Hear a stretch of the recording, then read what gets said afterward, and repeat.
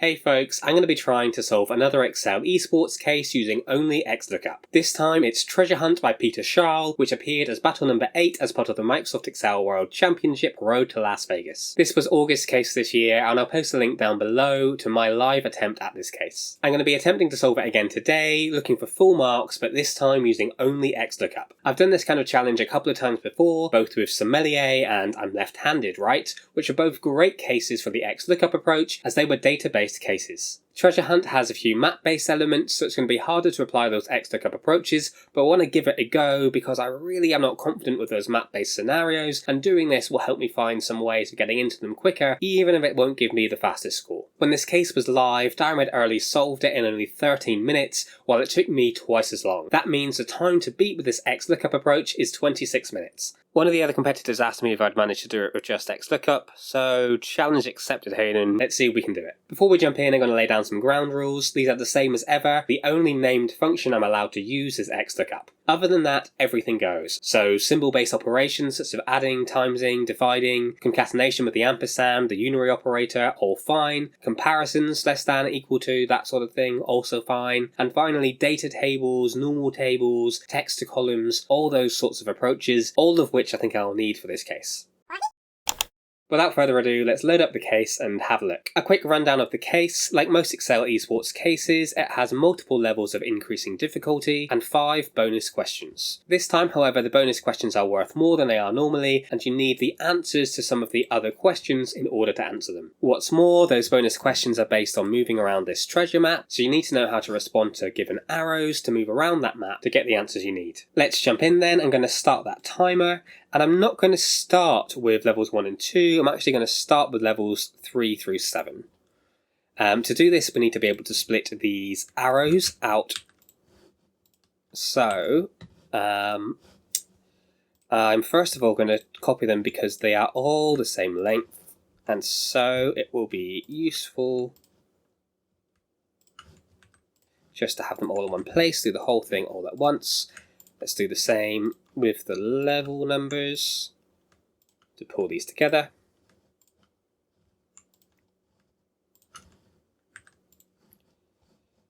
There we go. Select the whole lot, Control G.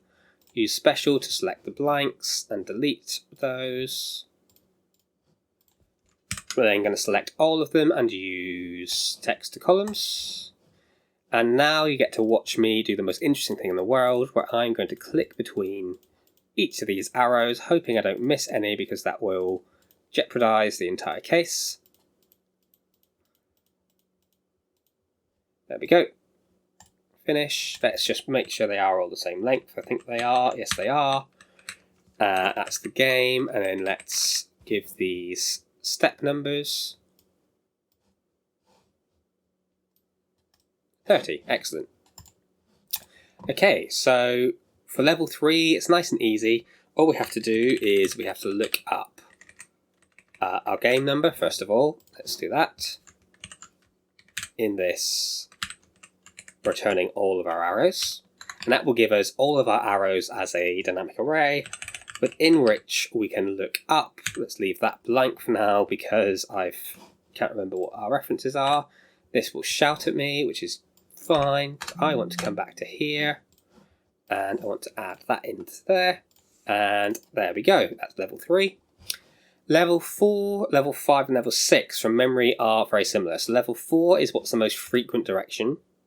Level 5 is what's the largest sum of positions, and level 6 is what's the largest product of positions. Position being, if it's the first one, it's 1, if it's the 5th one, it's 5, and so on. These I have a couple of ideas on how to tackle this, but I'm going to let them knock around in my head as I try level 7, because level 7 I know I can do nice and easily with XLookup. So let's start by getting our arrows out.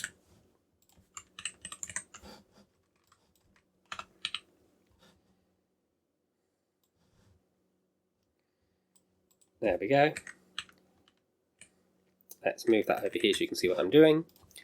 And all I'm going to do is leave a gap for easier navigation. First one is always going to be 1. And then we're going to look up the second one in the first one, and we're going to return, see what we're doing, let's return that or 0 and then add 1. And that will be our running count. I'm going to grab our list to 30 so that I know when to stop.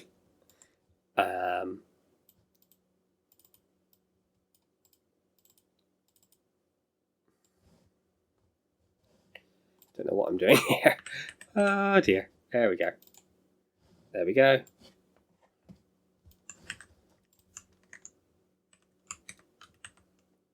And there we go.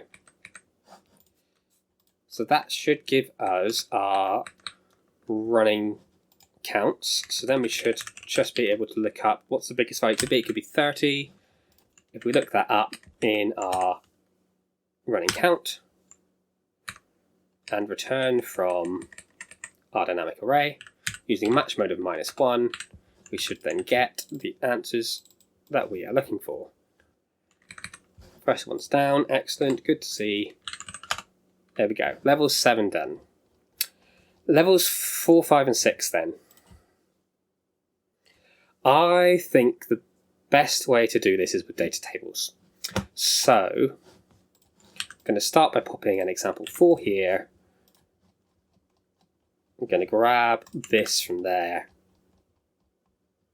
pop it there. So that gets us our arrows. I'm going to get our game numbers, and I'm going to get a list of ones.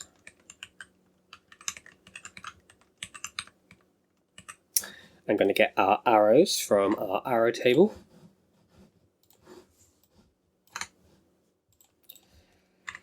And then I'm going to look up that arrow there, returning 1 of it's there and 0 of it's not. Returning 1 of it's there.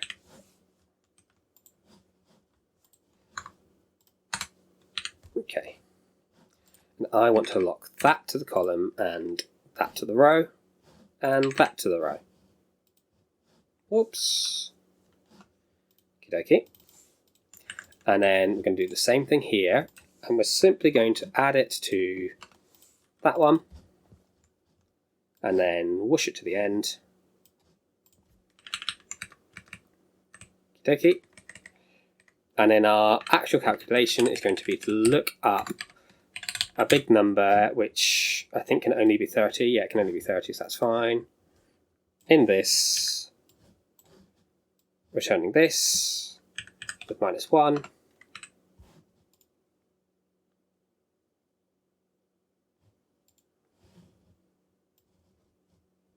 I've just done that wrong, that's fine. Down is the example answer, and then we can turn this into a data table by changing that as a column input. And of course, automatic calculations is not on, but now it is, so these should be our answers. And then for the other levels, what's that? Q, and it's 1, 2, 3, 4 above the thing. So I'm going to copy this down. 1, 2, 3, 4. 1, 2, 3, 4. Okie dokie.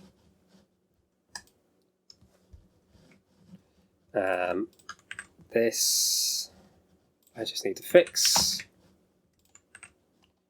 in both of those. This is going to say example 5. This one's going to say example 6. And then I need to change this now. 173 and 172. But I actually want it to be based on that one. What's this doing? This should just be this. There we go. Okie dokie. So that should be like that, and then this should be that plus that.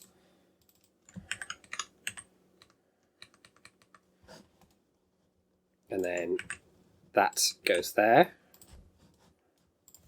These go there, because this is now using those positions instead of the ones. So if I am right, then these should be our answers. Yes! Right, what did I change? So this one then, we're doing products, so we're going to change this to be a 1 if it's not the answer. This is now on line 200 and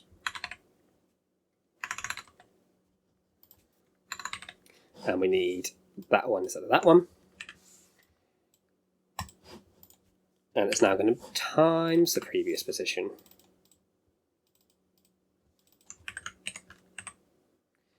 And the biggest it could possibly be then is going to be 1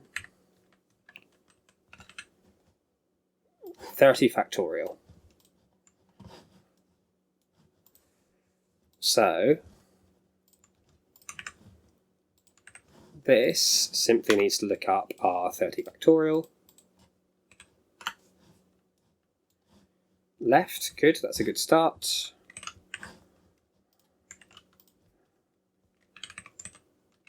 Ooh.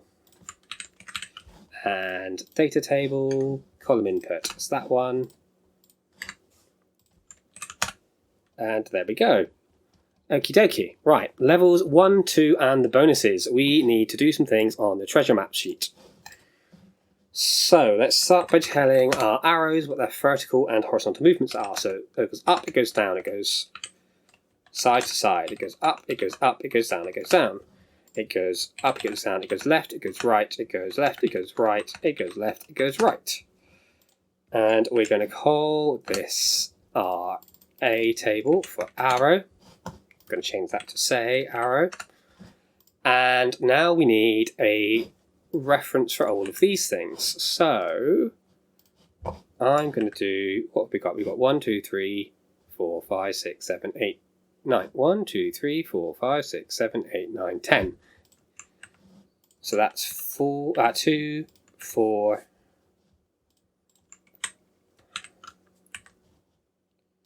8. So there's a 10. And I want this to be 3, 3, 3. What's a good way of doing this? Let's make this say XLookup. The thing we're looking up. See if it's C. If it is, return that plus 1. Otherwise, return that. And that should give us our rows. Excellent. We also need this down here to be 3, 4, 5, 6, 7. Our column numbers. So let's make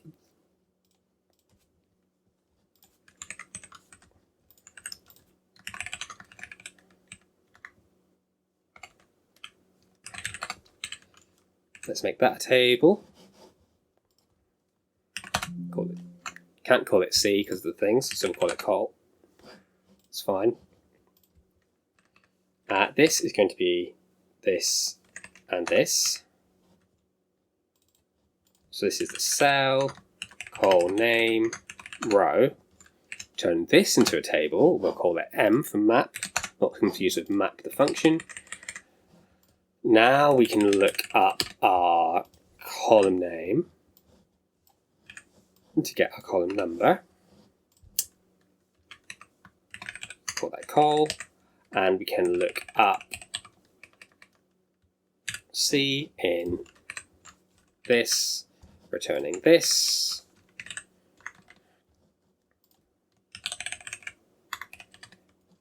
And row in this, returning from that to get our game number.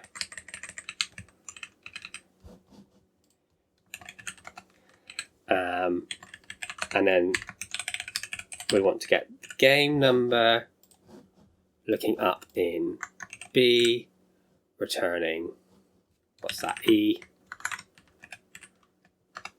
to get the arrow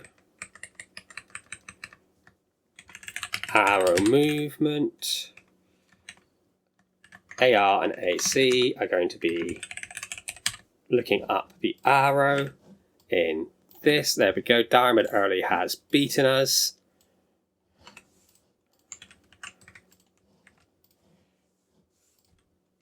We've not beaten Diamond Early's time, but we are close to finishing, I think. That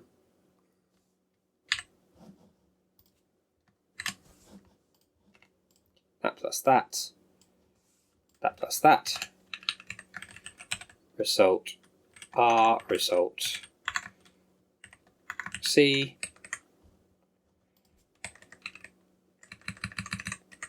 Result C name is going to be looking up this in this, returning this. Result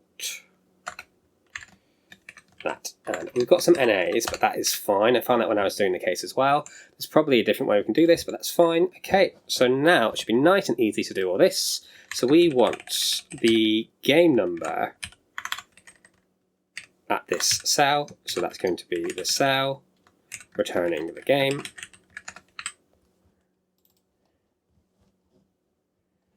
And now we want to know, okay, this we are going to have to build at. So we're going to look up this in that, returning that, and we're going to look up this, returning this and this, and we're going to add those together.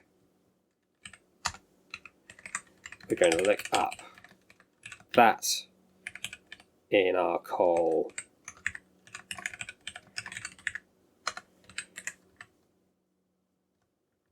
we're going to do that and that, and we're going to look up that in our cell, returning our game.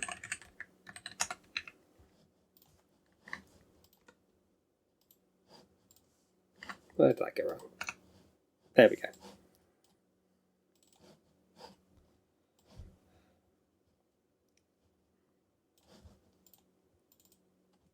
Excellent. And now the bonuses. So the game starts in the highlighted cell, which is E5. And that's the first step.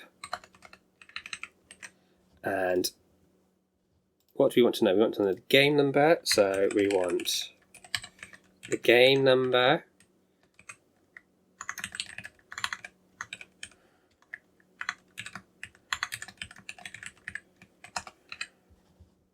And then we want to know where it leads to. So we're going to look up this in the map, returning the result. We're going to pull this down until we start getting repeats. Yeah, we've got repeats. Excellent. So now we can just autofill that down, autofill that down. So 1 and 2, we just want the 10th and the 25th spots. So, I don't know what I'm doing. I want to look up 10 in this. Returning the game number. I'm pretty sure it's game number I want. Yeah. And same again with 25. And in what game number is the treasure found? So the treasure's found when you start bouncing back. So K5, J5. So that's true. We're going to make all of those true. We're going to make all of these say false. There is a way of doing that with XLookup, but I'm not going to do it. We're going to look up true in this, returning this. What's the sum of all the game numbers in the thing? So this is going to be that. That is going to be that plus the one above. And what's that? That's column E. So now we can just take this and change that to column E. And how many times do you move straight down? So we want to look up the arrow.